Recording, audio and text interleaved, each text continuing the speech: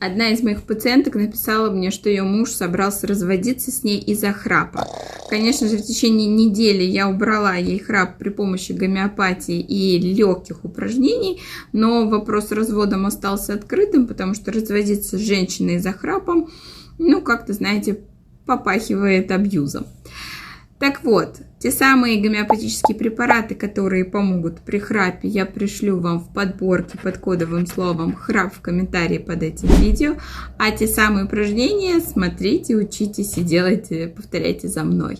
Первое упражнение: устанавливаем кулак в нижнюю челюсть и выдвигаем челюсть с противосилой кулака в обратную сторону. Вперед-назад 30 раз.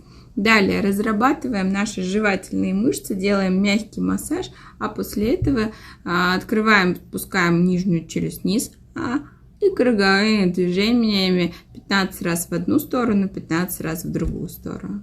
Следующее упражнение делаем с закрытым ртом, устанавливаем язык к верхнему небу, держим так в течение минуты, а затем кончиком языка, как будто бы вы стараетесь заглотить язык внутрь. И так тоже 15-30 повторений. Повторяйте и подписывайтесь. Здесь много всего полезного.